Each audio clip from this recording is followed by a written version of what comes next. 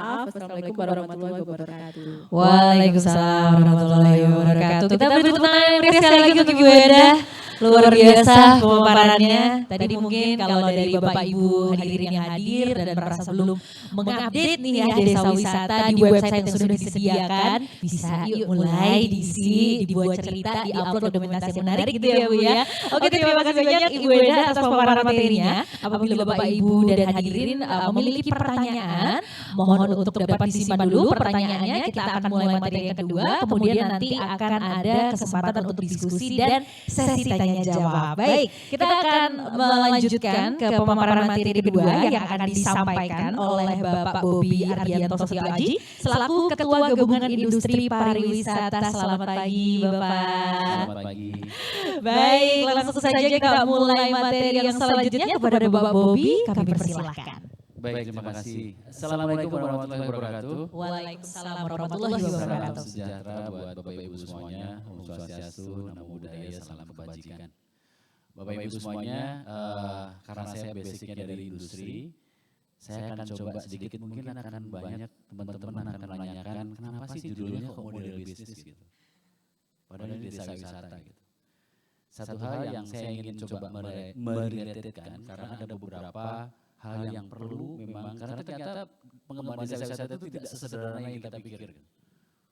Banyak sekali perjalanannya panjang dan saya pikir Bapak Ibu semuanya terutama yang mengelola desa wisata dan Pak Lurah segala macam bisa sangat merasakan bagaimana tidak mudahnya membangun sebuah desa wisata. Tetapi satu hal yang harus kita sadari sebelum masuk ke materi saya, Bapak Ibu di desa wisata sudah mulai mempricing, membuat harga. Pada saat mempricing atau membuat harga, tentunya berarti itu sudah masuk ke ranah komersial. Pada saat masuk ke ranah komersial, satu hal yang harus wajib dilakukan, profesionalitas di situ. Karena berhubungan dengan kami, industri, dengan market. Ada tanggung jawab publik, ada tanggung jawab ke market. Ini yang harus disadari. Kenapa? Makanya kenapa saya dorong untuk judulnya model bisnis nih. Agar teman-teman menyadari semuanya bahwa teman-teman sudah mulai berbisnis sebenarnya. Karena ada unsur nilai rupiah di situ. Baik, Bapak Ibu semuanya itu sebagai pengantar.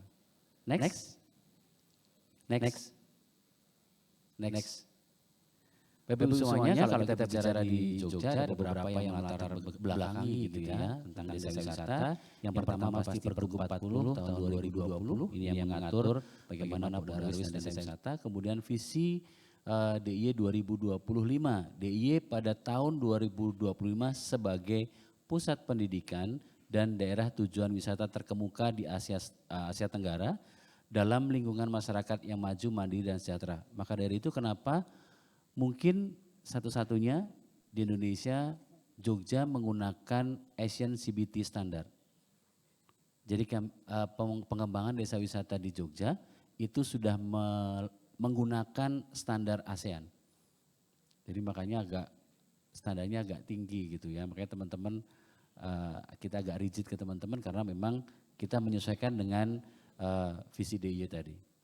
Kemudian visi Riparda DIY juga sama di tahun 2025 DIY sebagai destinasi pariwisata berbasis budaya, berkelas dunia, berdaya saing, berkelanjutan dan mensejahterakan masyarakat. Ini menjadi poin-poin yang melatar belakangi kenapa pengembangan desa wisata di DIY itu menggunakan Asian CBT standar, Asian Community Based Tourism Standard. Kemudian kalau kita lihat dari hal ini, ada 3 hal kalau kita bicara desa wisata yang menjadi poin penting. Yang pertama unique selling point pasti. Kadang-kadang teman-teman nggak mau sedikit mendevelop susah apa untuk mengeksplor gitu ya. Bahwa sebenarnya dari sekian banyak desa wisata di DIY itu masing-masing pasti punya unique selling point. Tapi kadang-kadang nggak mau sabar tetapi menduplikasi satu dengan yang lain. Harusnya nggak boleh untuk itu. Karena itu untuk bagaimana sustainability kita ke depan. Pada saat duplikasi umurnya pasti nggak akan panjang. Yang kedua, produk dan pengalaman wisata yang berkualitas. Tadi berulang kali Ibu dari Kemenpar mengingatkan bagaimana kita bisa shifting ke quality tourism. Kalau kita bicara quality tourism, pasti experience base itu pasti harus didapatkan oleh wisatawan. Enggak bisa kita hanya sightseeing. Tapi bagaimana kita memiliki satu value dari setiap produk di desa wisata sehingga bisa memberikan satu experience buat wisatawan yang mengunjungi. Kemudian yang ketiga, sustainable tourism. Bapak Ibu semuanya, satu hal yang harus disadari. Terutama di sini banyak ada Pak Lurah dan teman-teman penggiat desa wisata. Desa wisata adalah community based tourism yang bersinggungan langsung dengan masyarakat. Bagaimana keberlangsungan dari pembangunan kepariwisataan di desa secara berkelanjutan tentunya akan sangat berpengaruh ke kehidupan masyarakat desanya. Ini kenapa sustainable tourism di desa wisata itu wajib, karena ini harus bisa berkesinambungan sampai ke depan. 3 poin itu yang sebenarnya menjadi satu dasar kalau kita bicara desa wisata dan kampung wisata. Next. Nah, Bapak Ibu semuanya, kita bisa lihat bersama bagaimana sebenarnya circle penguatan desa wisata dan kampung wisata dan Pok Darwis gitu ya untuk kesejahteraan masyarakat. Karena kadang-kadang positioning ini masih saling tumpang tindih sebenarnya. Karena kita bisa lihat beberapa kelembagaan di desa wisata ya, ada pengelola desa wisatanya, ada Pok Darwisnya, ada BUMDesnya dan sisi Pak Lurah sendiri sebagai perwakilan dari pemerintah desa.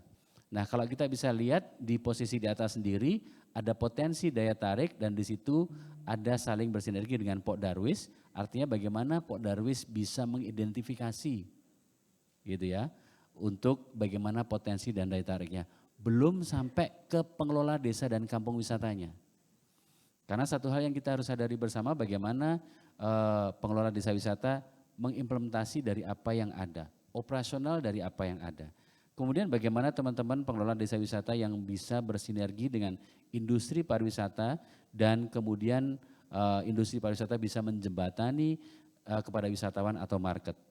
Kemudian ujung dari semua kegiatan desa wisata dan kampung wisata adalah kesejahteraan masyarakat. Sekali lagi kami sedikit garis bawahi.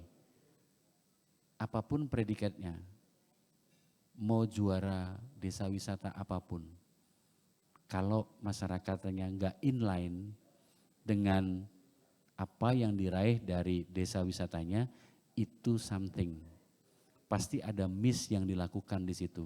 Karena apa?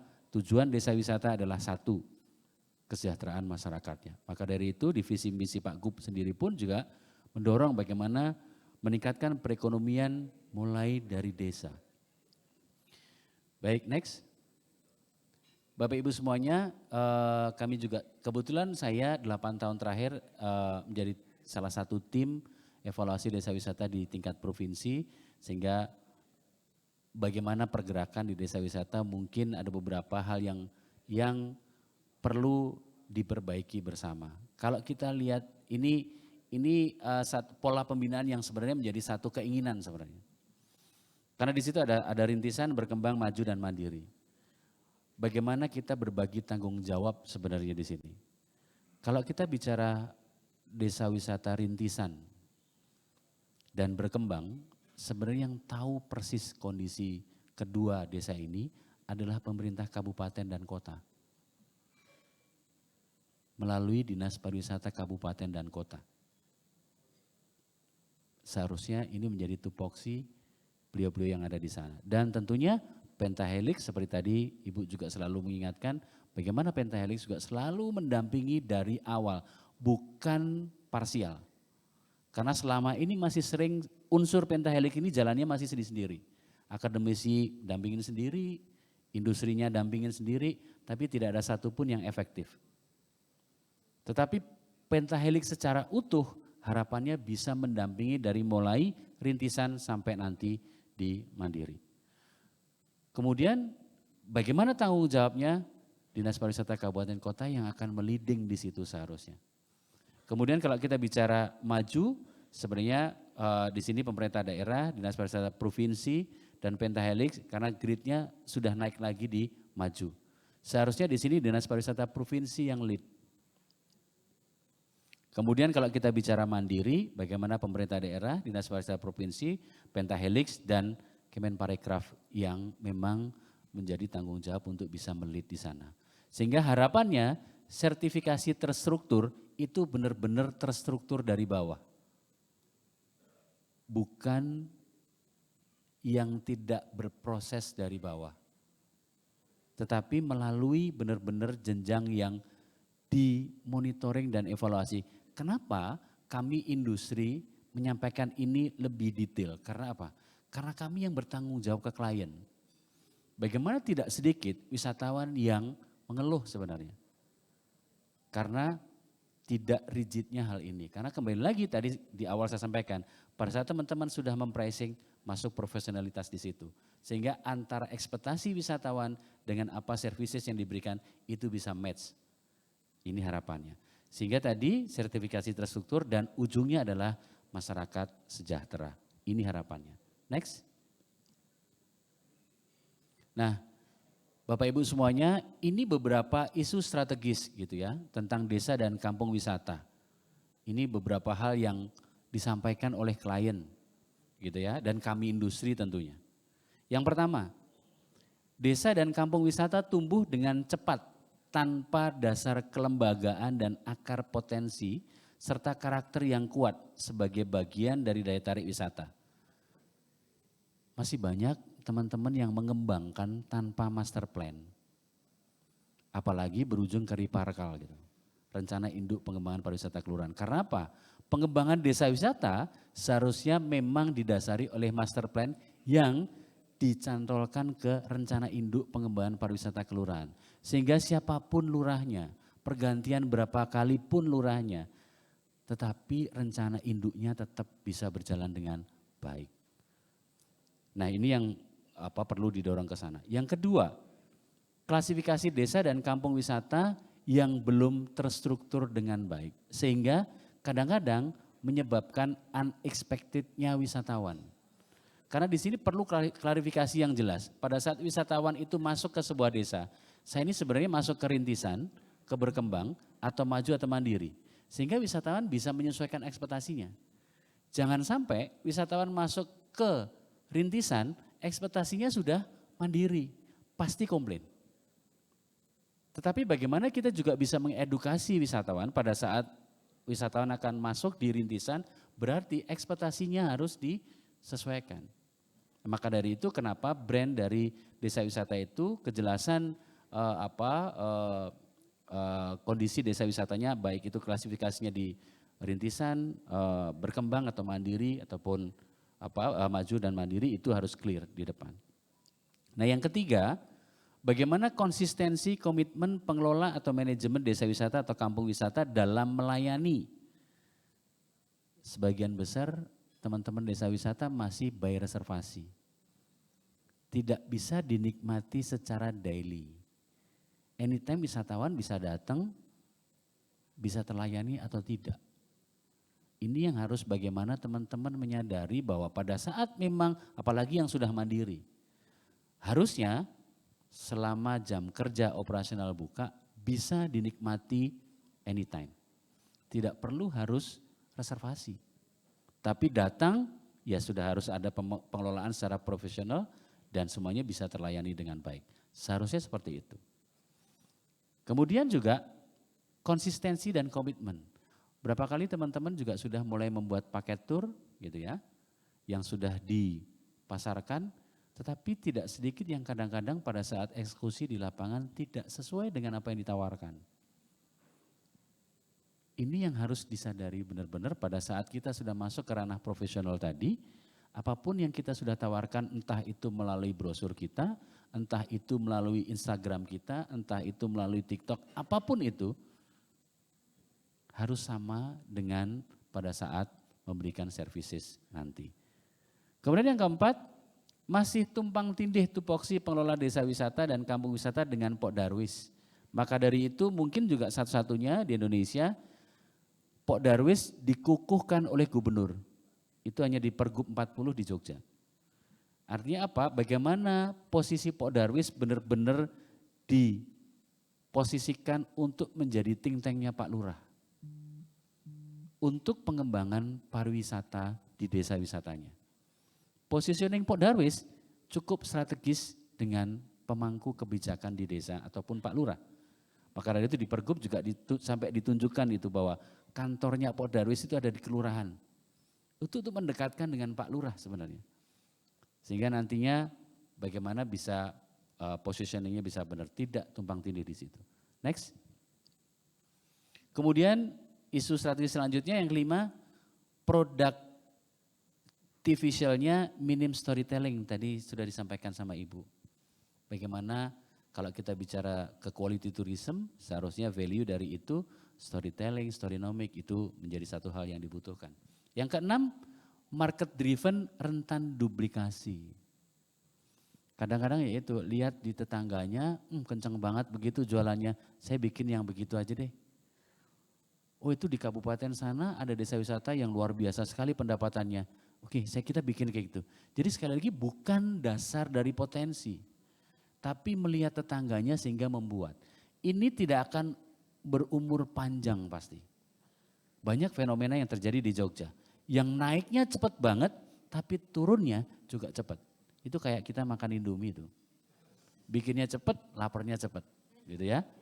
Kemudian yang ketujuh, minim paket atau minim inovasi, hampir nyun sewu, saya bilang penyakitnya di desa wisata. Jualannya potensi, bukan jualan paket. Kalau jualannya potensi secara parsial, yang ada length of stay-nya tidak akan terbangun di desa. Kalau kita bicara desa wisata, berarti semuanya integrated, termasuk homestay-nya. Maka dari itu paket itu wajib. Jangan jualan activity secara parsial. Activity secara parsial boleh buat supporting, tapi paket harus ada. Yang kedelapan, desa hanya menangkap, tidak ada nilai tambah bagi wisatawan. Ini kadang-kadang yang terjadi. Kemampuan menangkapnya bisa, menahannya yang sulit. Karena harusnya begitu menangkap, kemudian ditahan sehingga length of stay-nya dapat. Wisatawan itu kalau sudah masuk di desa wisata gimana caranya nginep di homestay-nya. Sehingga masyarakat juga dapat pemasukan dari homestay-nya. Tetapi yang ada mereka datang, habis itu pulang. Datang makan, kadang-kadang makan bawa sendiri. Gitu ya. Nah itu yang terjadi. Yang kesembilan, jual tiket bukan jual paket. Tadi seperti yang poin nomor 7. Teman-teman masih senangnya jual retribusi. Tapi tidak jual dalam paket. Sayang. Yang 10, kolaborasi terbatas. Bapak Ibu semuanya, teman-teman pengelola desa wisata dan Pak Lurah. Desa wisata tidak bisa menjadi single destination. Satu hal yang harus disadari, segede Borobudur pun tidak bisa berdiri sendiri. Makanya kenapa Borobudur itu ada destinasi penyangganya. Kita nih ada di Gelang Projo dan Joglo Semar, ada 6 lokus sebagai penyangganya Borobudur. Karena segede Borobudur pun tidak bisa single destination. Apalagi kita bicara desa wisata. Maka dari itu bagaimana perbatasan dengan desa yang lain kita bangun kawasan. Sehingga semakin banyak yang dinikmati, semakin banyak wisatawan yang datang dan menginap. Karena tidak akan mungkin hanya kuat dengan satu lokus desa saja. Kemudian yang ke-11 butuh kepemimpinan lokal. Tadi Ibu juga menyampaikan local champion. Memang harus ada. Nah itu yang untuk bisa lebih menggerakkan, memotivasi untuk itu. Yang ke-12 perlu dipastikan identitas yang jelas. Bapak Ibu semuanya, biar teman-teman nanti bisa mereview desa wisatanya masing-masing. Apa yang menjadi identitas desa kita? Sehingga menjadi alasan kuat buat wisatawan datang ke desa kita. Itu harus ada. Karena kalau desa kita potensinya hampir sama dengan desa yang lain, tidak akan menjadi citizen kuat untuk menarik mereka datang ke tempat kita. Tadi Ibu juga menyampaikan Wukir Sari. Wukir Sari itu cukup jelas. Bicara batik tulis di Jogja, Wukir Sari. Dia juga enggak yang berbaju macam-macam. Utama di sana poinnya adalah batik tulis.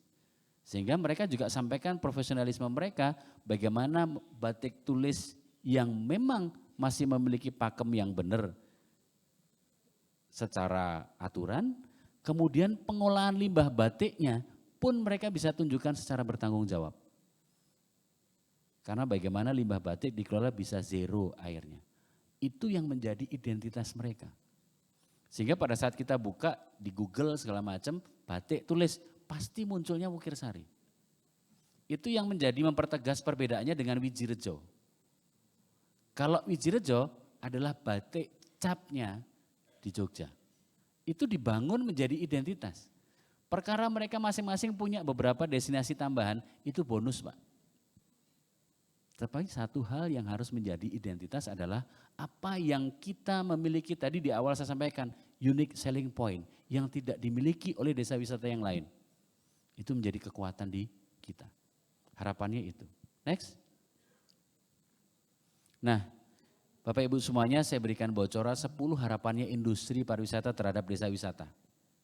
Ini kalau industri kita ngobrol bareng tentang desa wisata karena kadang-kadang industri ini kan sampai disorotin, kok industri jualannya desa wisata sedikit sih gitu. Inilah harapannya. Yang pertama, sertifikasi terstruktur berdasarkan CBT ASEAN sebagai dasar klasifikasi kita. Benar-benar sertifikasinya terstruktur. Jangan ada yang lompat stepnya. Baru rintisan tiba-tiba naik jadi maju. Karena kembali lagi kita punya tanggung jawab ke publik, ke market, ke wisatawan. Sehingga pada saat pelayanan nanti bisa terukur dari hasil sertifikasi ini. Yang kedua, link and match potensi dengan market share-nya. Fokus karakter identitas branding. Bagaimana kita mulai dengan produk itu mulai dari potensi yang kita miliki. Jangan lihat hijaunya rumput tetangga. Tapi kembali review, develop untuk apa? Untuk potensi yang kita miliki sendiri. Setelah kita ketemu, kita bisa listing potensi yang kita miliki apa, kira-kira yang mau potensi ini tuh marketnya mana? Kita mau main ke domestik atau asing, kalau domestik itu mungkin pelajar atau keluarga atau sifatnya grup, macam-macam. Sehingga kita akan tahu arah kita mau kemana.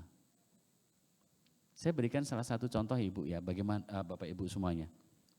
Kalau kita ke Bali, teman-teman bisa tahu, marketnya Ubud tidak akan pernah tertukar dengan marketnya Kuta. Karena di Ubud pun tidak akan pernah dibangun hedonisme seperti di Kuta.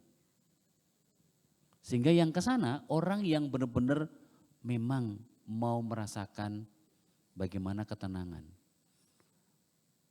Bagaimana wellness di sana bisa ditemui. Tapi orang yang memang mau hedon bisa datang ke Kuta. Dan itu juga tidak sama dengan Nusa Dua. Bagaimana kalau luxury ada di Nusa Dua. Semua bisa kita tata berdasarkan potensi dan market share-nya.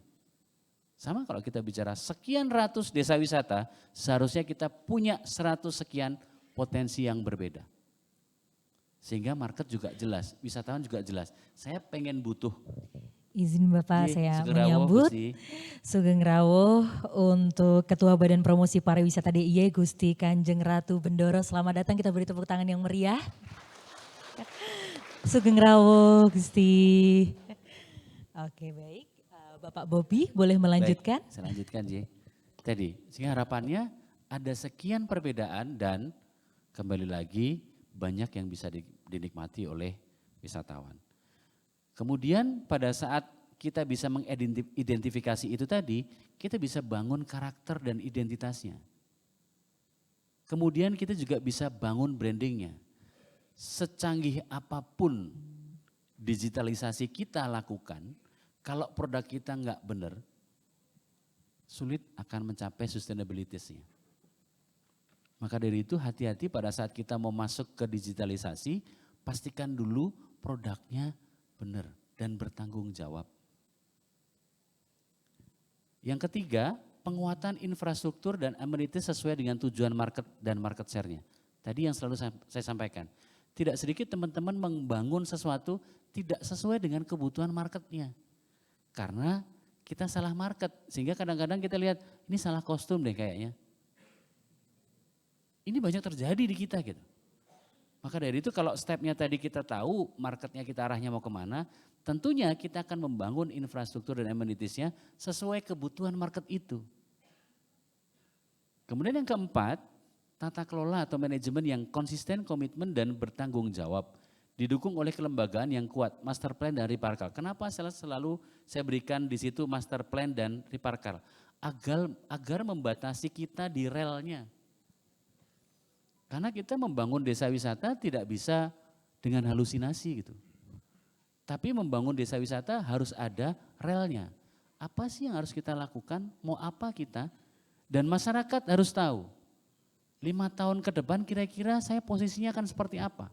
Itu bisa tertuang dalam master plan. Yang itu dikunci di Riparkalnya. Harapannya itu. Kemudian yang kelima, profesionalisme dan service excellence sebagai dasar operasional dan pelayanan. Tadi kembali lagi, kalau SDM-nya sesuai dengan harapan kita semuanya, tentunya service excellence ini dan pelayanan prima itu benar-benar bisa didapatkan oleh wisatawan.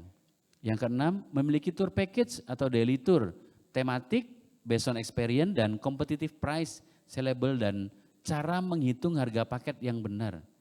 Karena Bapak Ibu sadari paket wisatanya di desa wisata itu rumusnya sama dengan kami industri pada saat membuat paket tour. Rumusnya sama sebenarnya. Sehingga kita bisa hitung, cara ngitung paketnya gimana sih? Sehingga paket itu benar-benar bisa sellable gitu. Dan bisa diukur keuntungan kita berapa persen. Ini harapannya. Kemudian yang ketujuh CSC Certified dan implementatif tadi sudah sampaikan. Bagaimana semuanya, Bu Direktur tadi juga sampaikan, bagaimana semuanya based on CSC. Karena CSC itu bukan hanya regulasi di masa COVID, tapi CSC implementatif itu adalah bagian dari lifestyle kita. Bagaimana gaya hidup kita sudah harus mengarah ke sana, daripada kita kena batunya lagi nanti. Kemudian yang kedelapan, pengembangan berdasarkan kawasan. Tadi saya sampaikan, kita tidak bisa berdiri sendiri, tapi bangun desa wisata dengan perbatasan desa yang lain, sehingga menjadi satu kawasan. Kalau satu kawasan, semuanya akan utuh. Saya berikan contoh Bapak Ibu di sini. Kalau kita bicara Imogiri, di Imogiri itu dikelilingi 7 desa wisata. Ada satu hal yang sebenarnya ada story yang di situ cukup bagus buat diangkat. Bagaimana perjalanan Sultan Agung bisa menemukan Imogiri. Itu melalui petilasannya melalui 7 desa wisata tadi. Bayangkan kalau 7 desa wisata tadi tidak saling akur. Kan gak bisa dijahit dalam satu paket.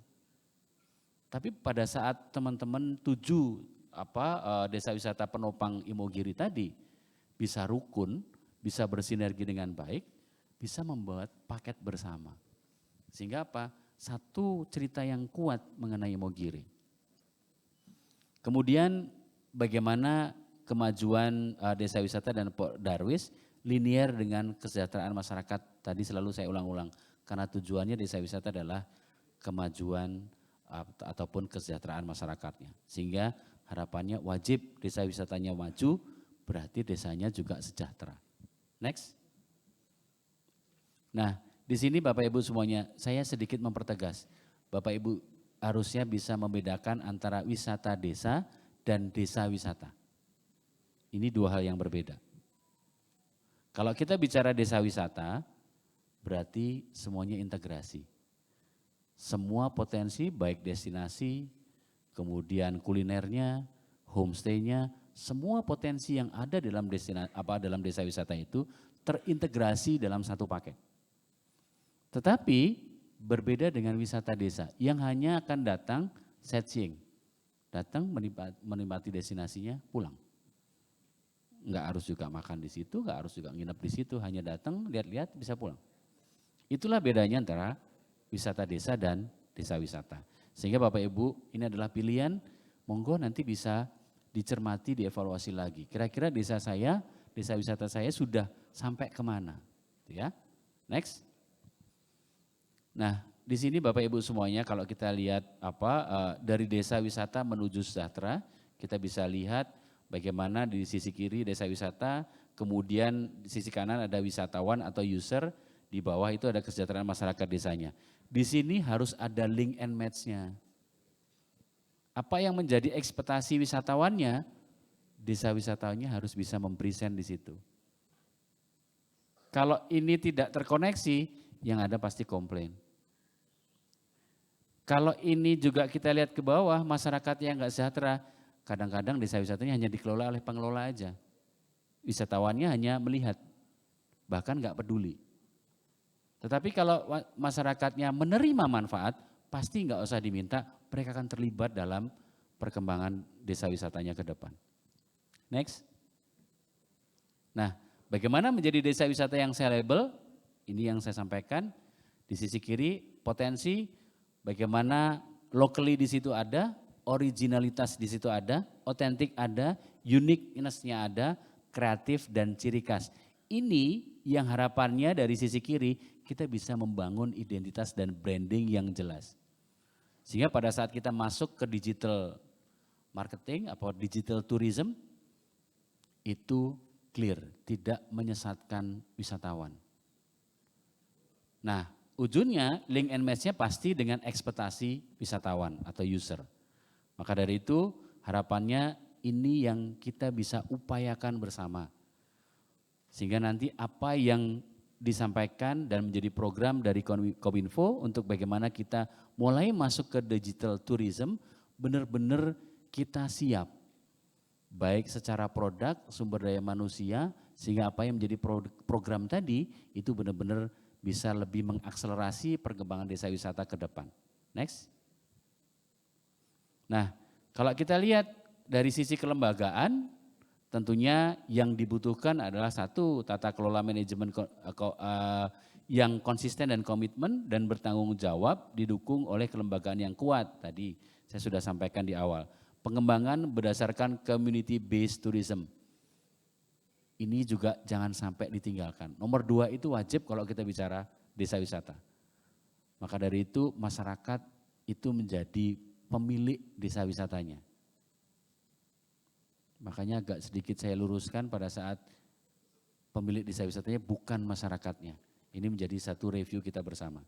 Yang ketiga, sertifikasi terstruktur dalam berdasarkan CBT ASEAN, kemudian kemajuan desa wisata linear dengan kesejahteraan masyarakatnya. Tadi saya sudah sampaikan. Next. Kemudian kalau dari sisi produk hasil dari potensi asli dan lokal. Link and match dengan market share-nya yang mampu menumbuhkan karakter, tadi sudah sampaikan juga. Penguatan infrastruktur dan amenities-nya berdasarkan market share yang dituju. Yang ketiga, memiliki paket wisata yang dapat dinikmati setiap hari, setiap saat, tematik, experience based dan kompetitif price, sellable, cara menghitung paket yang benar. Kemudian CSC certified dan yang kelima, pengembangan produk berdasarkan kawasan untuk mendukung length of stay-nya. Ini dari sisi produknya. Next. Kemudian dari sisi layanan, profesionalisme dan service excellence sebagai dasar operasional dan layanan. Yang kedua, pengelola masyarakat, pemerintah desa yang memiliki hospitality knowledge. Kalau kita bicara desa dan belakangnya ada wisata, berarti hospitality knowledge itu wajib dimiliki oleh semua masyarakatnya, pengelola dan semuanya yang terlibat di situ. Next. Kemudian dari sisi pemasaran, digital marketing, jadi kita lihat dari sisi sosmednya tadi Bu Direktur juga sampaikan bagaimana di IG-nya, di TikTok, dimanapun apapun yang kita bisa lakukan gitu ya. Kemudian di blognya, website dan OTA dan sebagainya. Yang kedua networking-nya. Bagaimana teman-teman desa wisata juga bisa membangun komunikasi ke teman-teman di travel agent, komunitas, kemudian tourism forum, sehingga di B2B seharusnya sudah bisa masuk gitu. Bagaimana di kegiatan tidak hanya B2C-nya tapi business to business-nya di B2B harusnya bisa masuk. Kemudian yang ketiga, semuanya pasti wajib memiliki experience base. Next. Bapak Ibu semuanya, itu beberapa hal yang kami dapat sampaikan. Mohon maaf kalau ada kesalahan dalam kami menyampaikan. Insya Allah mudah-mudahan menjadi satu insight yang positif buat perkembangan Bapak Ibu semuanya di desa wisata dan harapannya desa wisata benar-benar bisa memiliki satu services yang bertanggung jawab dan sesuai dengan ekspektasi dari wisatawan. Terima kasih. Assalamualaikum warahmatullahi wabarakatuh. Waalaikumsalam warahmatullahi wabarakatuh. Terima kasih banyak Bapak Bobi atas pemaparan materinya. Menarik sekali karena mungkin ini jadi satu hal yang disoroti. Gampang sekali untuk satu tempat wisata itu dibuat terkenal, dibuat viral melalui media. Tapi terkadang-kadang banyak juga para wisatawan yang dalam tanda kutip merasa tertipu. Karena mungkin kurang sesuai dengan ekspektasi mereka. Nah tadi mungkin dari Bapak Bobi sudah menjelaskan cukup banyak terkait kiat-kiat atau metode-metode apa saja yang dapat digunakan untuk para pengelola dapat mengelola desa wisatanya masing-masing secara lebih optimal. Terima kasih banyak Bapak Bobi. Dan yang selanjutnya tadi bersama dengan Ibu Endah kita sudah membahas tentang perencanaan. Dengan Bapak Bobi kita sudah berbicara tentang model bisnis. Nah ini sekarang waktunya kita sharing-sharing dengan Gusti Bendoro Sugeng Rawuh. Selamat pagi Gusti.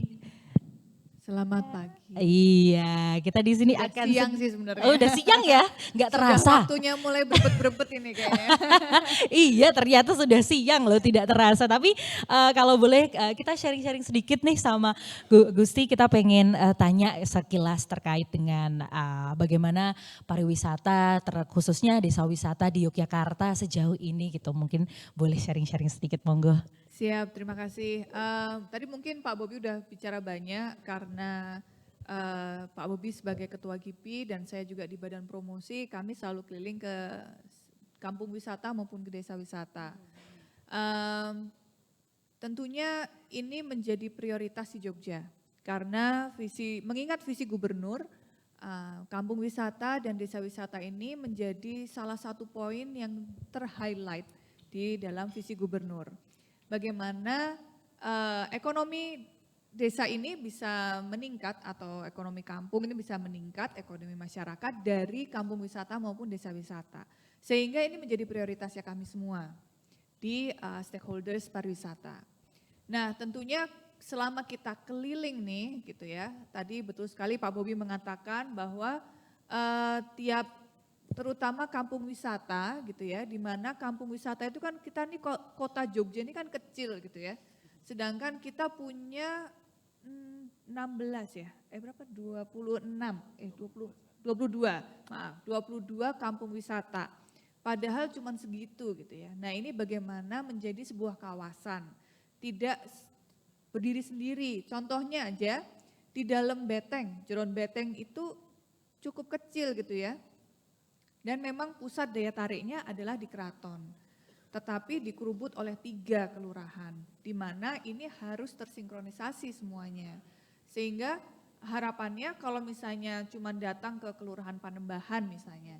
Itu paling cuma 2-3 jam selesai gitu kan. Tapi bagaimana kalau kita bisa menjahit semuanya menjadi satu kawasan Jeron Beteng.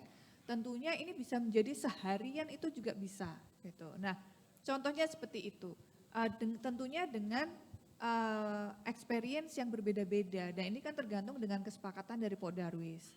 Tentu ini terjadi juga di desa wisata yang memang besar-besar sekali dan memang seperti yang beririsan dengan desa wisata lain dan yang sebagainya. Nah ini harapannya menjadi sebuah kawasan yang memang kalau kita ke sana mendapatkan experience yang berbeda dengan sebelahnya tetapi melengkapi kawasan seperti tadi contohnya adalah Imogiri. Nah tentunya hal ini yang memang masih kita rasa kurang adanya karena banyaknya teman-teman di desa wisata maupun di kampung wisata ini sangat terfokus untuk mengembangkan daerahnya sendiri-sendiri. Sehingga terkadang lupa untuk sinkronisasi dengan daerah sekitarnya. Dan tidak banyak juga yang pengelola desa wisata malah tidak mengetahui master plan di kelurahan. Nah ini monggo Bapak dan Ibu semuanya di sini sosialisasi kita kembali kepada pengelola kampung wisata maupun desa wisata dan juga kepada Pok Darwis dan juga BUMDes. Sering-seringlah rapat dan juga mengenai master plan ini. Kalau memang master plan ini ternyata kurang optimal, dirasa kurang optimal, maka monggo direview saja gitu, direview. Dan terkadang karena kita tinggal di situ, sehari-hari melihat itu, jadi kita tidak merasa oh itu sesuatu yang istimewa. Setuju, betul-betul. Seringkali seperti itu sih. Seringnya seperti itu. Jadi kalau saya ke kampung wisata gitu, mereka bilang kami ini kan nggak punya sawah, kami ini nggak punya pemandangan, kami ini nggak punya ini, nggak punya ini, nggak punya ini. Saya bilang coba dilihat apa yang dipunyai gitu ya, jangan mengeluh apa yang tidak punya, tapi kita lihat potensinya apa yang dipunyain. Contohnya di Gunung Kidul ada bekas untuk pembakaran yang tobong itu Mbak. Ya. Jadi di desa wisatanya malah menutupi tobong tersebut. Ada yang dibongkar, ada yang dijadikan kafe tapi terus tidak sinkron gitu ya bentuk kafenya dengan tobongnya, akhirnya menutupi tobong tersebut. Saya bilang jangan, itu adalah yang dimiliki desa wisata tersebut, kembangkanlah. Ya kami tiap hari lihat itu Gusti, jadi nggak merasa bahwa itu sesuatu yang istimewa gitu. Nah ini terkadang perlu kacamata pihak ketiga gitu ya. Tentu monggo koordinasi dengan kampus-kampus, semua kampus itu mau kampus pariwisata maupun yang non gitu ya, kampus-kampus besar di sini, itu semua memiliki program untuk membantu desa wisata maupun kampung wisata, sehingga mungkin itu yang dibutuhkan oleh kampung wisata dan desa wisata untuk mendapatkan, oh ternyata ini bagus ya gitu, ternyata ini yang menjadi aspek poin penting untuk yang tidak dimiliki oleh desa wisata lain gitu. Breksi contohnya luar biasa sekali, siapa yang nggak kenal Breksi gitu ya. Tetapi sebagai desa wisata kekuatannya masih kurang. Karena Breksi sangat independen, Breksi sendiri. Sedangkan desa wisatanya namanya apa? Dewi Sambi ini kekuatannya memang belum mengoptimalkan Siva Plateau. Padahal Siva Plateau ini adalah tidak mungkin dimiliki oleh kota misalnya. Tidak mungkin dimiliki oleh provinsi lain. Siva Plateau ini hanya ada di sana. Tetapi sangat di comfort zone dengan Breksinya. Jadi tidak bisa mengkoneksikan Siva Plateau-nya sendiri, benang merahnya. Jadi kurang lebih seperti itu. Tetapi luar biasa sekali beberapa desa wisata dan kampung wisata di Jogja sudah mendapatkan penghargaan ADWI. Sudah masuk di 75 besar ADWI. Dan memang progresnya ini luar biasa sekali untuk kampung wisata dan desa wisata. Tetapi memang dari 168 hanya bisa dihitung jari yang memang sudah memiliki benang merah dan memang sudah menuju ke optimalisasi. Nah ini tinggal kita perlu dorongan-dorongan dari berbagai pihak. Contohnya tadi Pak Bobi juga mengatakan tentang SDM. Nah kami dari Badan Promosi dan juga GIPI ini mencoba untuk menggandeng, ini baru pertama kalinya kita cobakan. Kita menggandeng Dinas Tenaga Kerja, bagaimana teman-teman di desa wisata maupun di kampung wisata ini bisa magang di hotel, gitu ya. Sehingga mereka punya skill yang ada di hotel, travel agent dan lain sebagainya. Sehingga mereka bisa bikin paket, mereka bisa bikin standarisasi hospital, jadi kayak hospitality-nya, jadi buat kasur itu seperti apa, menata kasur seperti apa.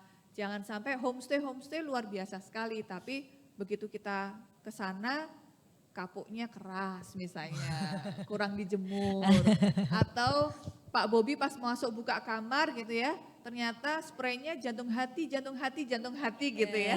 Jadi memang kalau seperti hotel, spraynya putih itu luar biasa sekali maintenance-nya. Gitu ya, karena noda sedikit kelihatan. Memang warna-warna yang seperti itu lebih gampang dicuci dan lain sebagainya.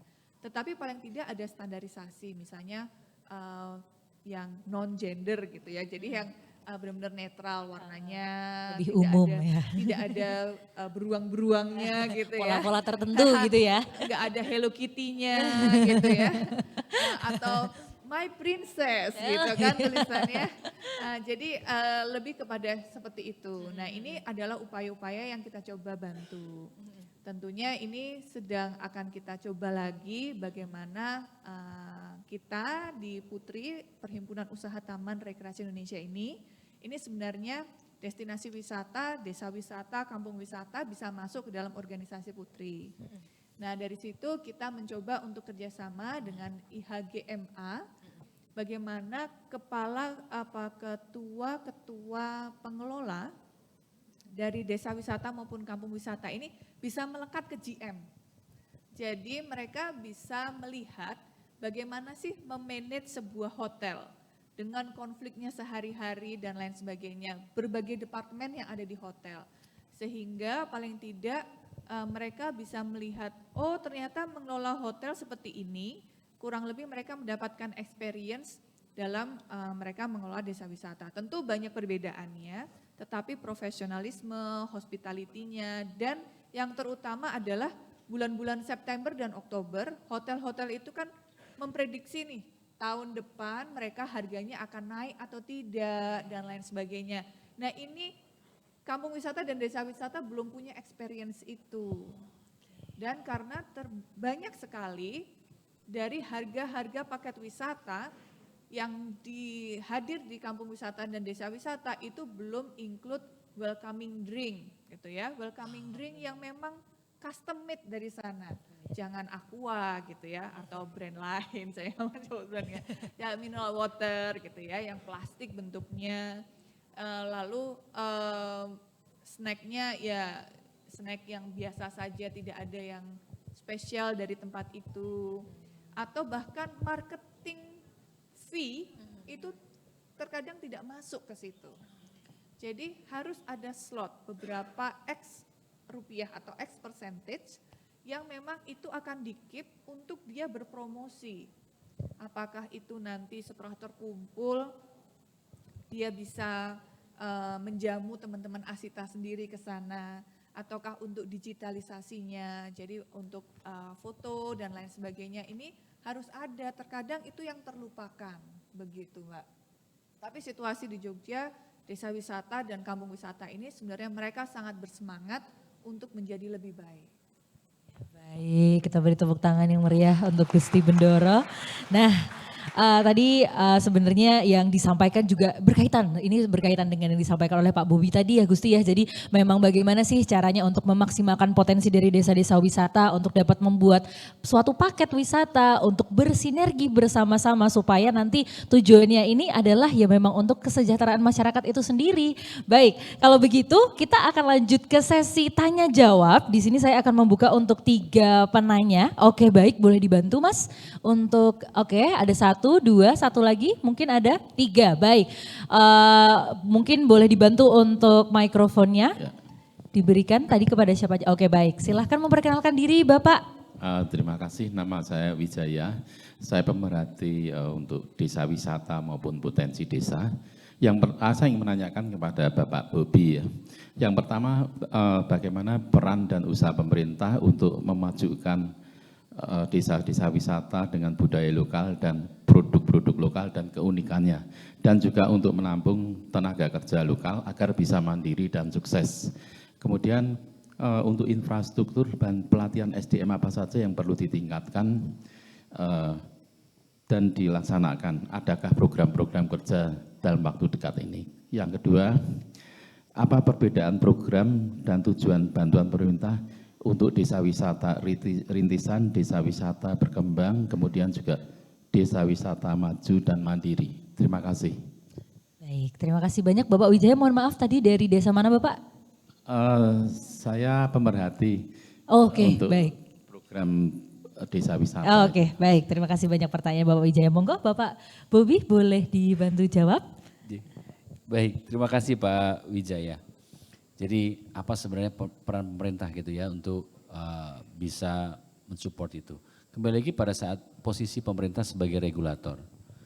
Tentunya disinilah pentingnya Pak, bagaimana pada saat pemerintah sebagai regulator bisa menciptakan orkestrasi dari semua stakeholder untuk bisa mendampingi desa wisata dan kampung wisata. Karena bagaimanapun kita tidak bisa mendampingi desa wisata secara parsial. Saya berapa kali waktu itu saya malah minta testimoni ke teman-teman desa wisata waktu itu. Karena desa wisata tidak sedikit sering didampingi secara individual oleh akademisi. Kemudian juga pernah ada program One Village, One Hotel. Industri mendampingi secara personal. Saya tanyakan ke mereka semuanya. Dari kedua itu mana yang efektif? Jawabannya enggak.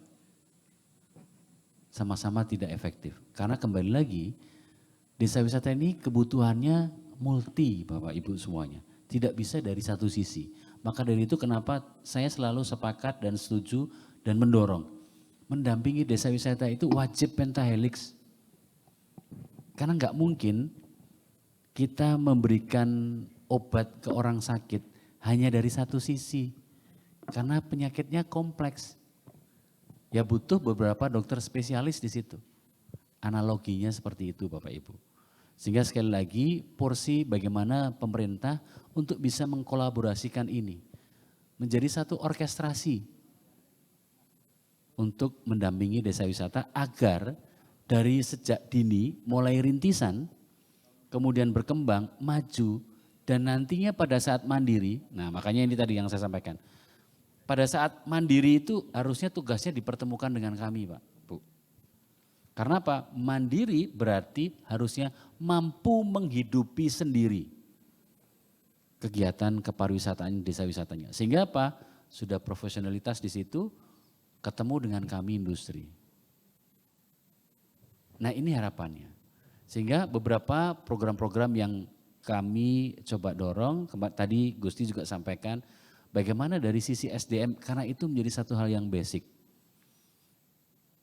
Kemarin coba kita menggandeng dari Disnaker karena kebetulan memiliki program dari Kemenaker Trans gitu, tentang pemagangan di industri pariwisata.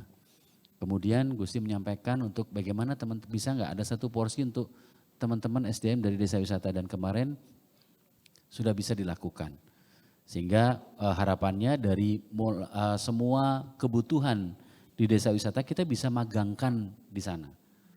Dari mulai kebutuhan di di industri akomodasi, ada juga bisa di sisi restoran, ada di biro perjalanan wisata, ada di teman-teman penggiat outbound gitu. Karena di industri itu ada asosiasi yang memang menangani kegiatan outbound, karena saya kadang-kadang sedih, teman-teman bermain outbound tapi tidak punya tema. Karena ada 9 tema outbound di situ yang seharusnya orang selesai dari outbound di desa wisata itu punya satu value yang dia dapatkan.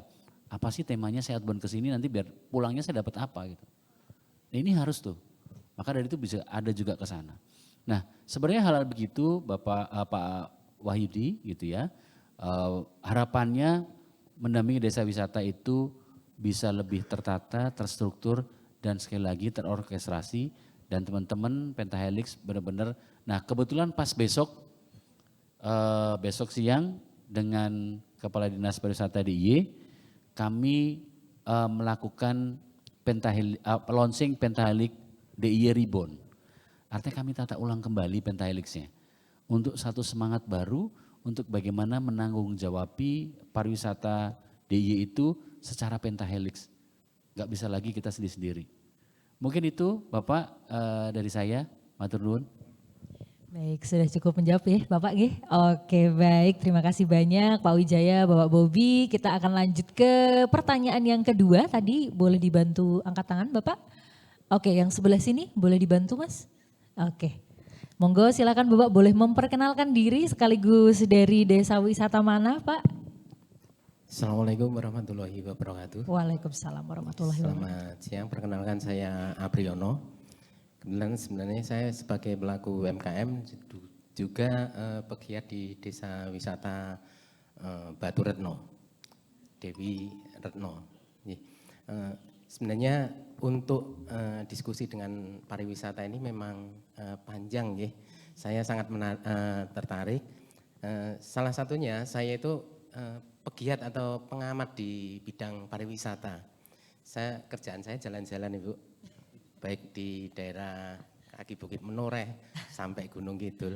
Yang kita perhatiin yang pertama itu Nun Sewu untuk di wilayah kota itu semuanya kan harusnya bersinergi supaya mengangkat kota Jogja ini menjadi kota pariwisata yang digemari dan orang pulang ke kotanya masing-masing itu, Jogja memang istimewa.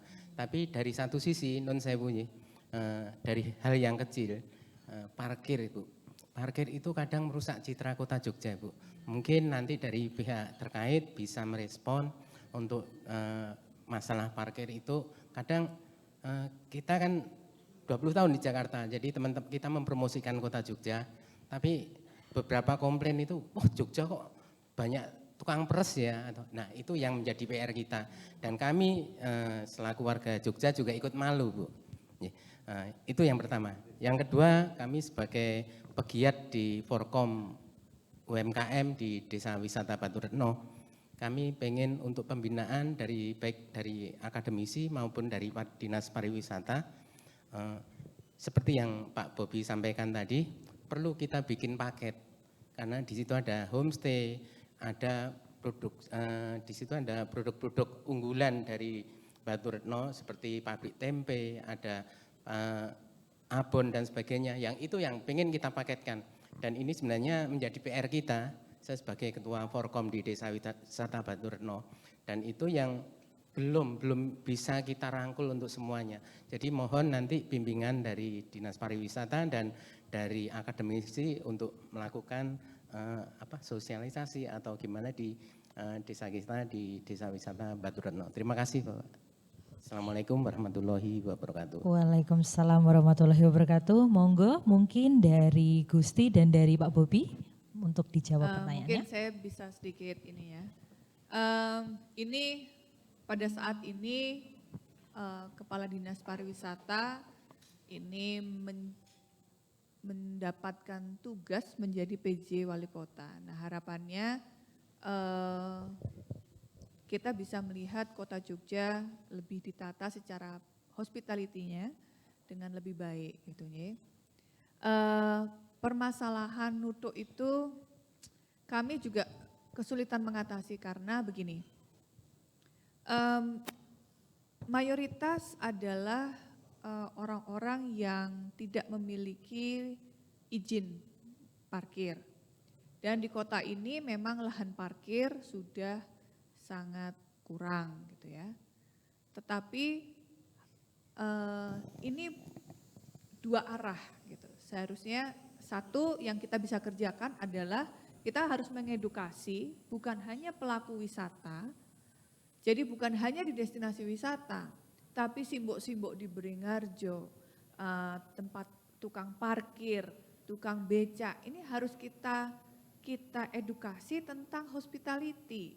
Karena mereka ini menjadi bagian dari pariwisata sebenarnya. Tapi mereka tidak menyadari, mereka menyadari ya aku tukang parkir. Tapi mereka tidak pernah melihat keterkaitan dirinya akan kepariwisataan.